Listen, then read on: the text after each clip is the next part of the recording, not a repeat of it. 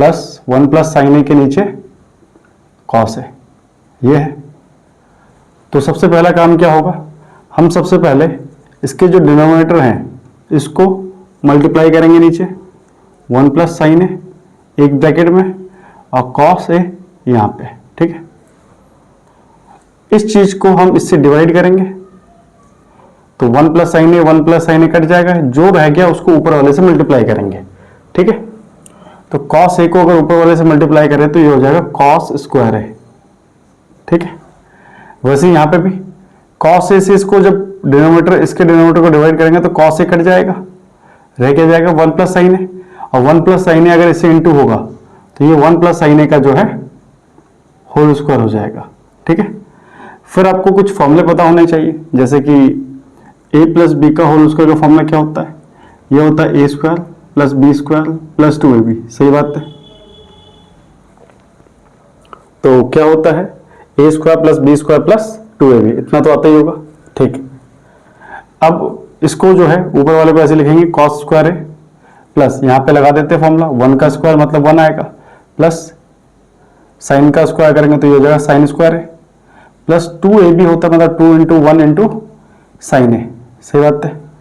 नीचे वाले को वैसे रख देता हूं अभी फिलहाल, है ना, जब तक हमें आवश्यकता नहीं पड़ रही हम उसको वैसे रखेंगे। अब एक चीज नोटिस कर सकते हो कि कॉस स्क्वायर है और साइन स्क्वायर ये है ना, साइन स्क्वायर है प्लस कॉस स्क्वायर है जो है वो 1 के इक्वल होता है, ये एक आइडेंटिटी है ना। 10th क्लास में बच्चा जानता है कि ये जो है साइन स्क्वायर है प्लस कॉस स्क्वायर है जो है 1 के इक्वल होता है, अगर उसने इंट्रोडक्शन ट्रिगो का समझ लिया है तो, है ना, जिसमें आइडेंटिटीज की बात हो गई होगी, क्योंकि 3 ही आइडेंटिटीज हैं, उसी पे सारा काम चलेगा अभी। तो कॉस स्क्वायर है प्लस साइन स्क्वायर है, ये हो जाएगा 1, है ना,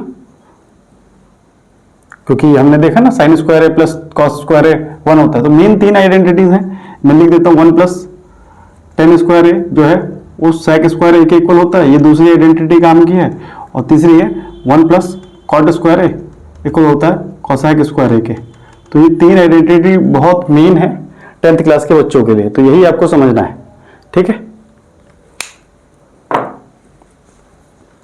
तो मैंने क्या कहा, मैंने ये कहा कि कॉस स्क्वायर ए और साइन स्क्वायर ए जो है इस आइडेंटिटी के कारण किसके इक्वल हो जाएगा 1 के, जहां पे आप देख सकते हैं कि एंगल सेम है और पहले से 1 मौजूद है, ये लिख दिया हमने। ये क्या हो जाएगा, ये हो जाएगा 2 साइन ए, ठीक है, और नीचे चल रहा है 1 प्लस साइन ए। आप थोड़ा सा समझते हो तो आपको कुछ चीजें समझ आ रही होंगी, क्या कि अगर यहाँ पे सेक ए है तो 2 रहेगा और सेक जो है वो कॉस का रेसिप्रोकल होता है, इसका मतलब कहीं ना कहीं नीचे कॉस रह जाएगा और सारे कटेंगे। तो अगर मैं इसे लिखूं तो मैं कह सकता हूं 1 1 2 हो जाएगा, 2 प्लस 2 साइन ए ओवर 1 प्लस साइन ए एक ब्रैकेट में और दूसरे में दूसरा जो है वो कॉस ए है। तो अब क्या देख रहे हैं, अब ये देख रहे हैं कि भाई यहां से 2 निकाल सकते हैं हम कॉमन, 2 जैसे निकल जाएगा ये हो जाएगा 1 प्लस साइन ए और नीचे है 1 प्लस साइन ए एक ब्रैकेट में और कॉस ए।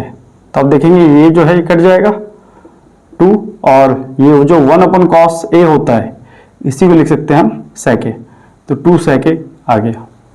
इस हिसाब से क्वेश्चन को करना है, ठीक है।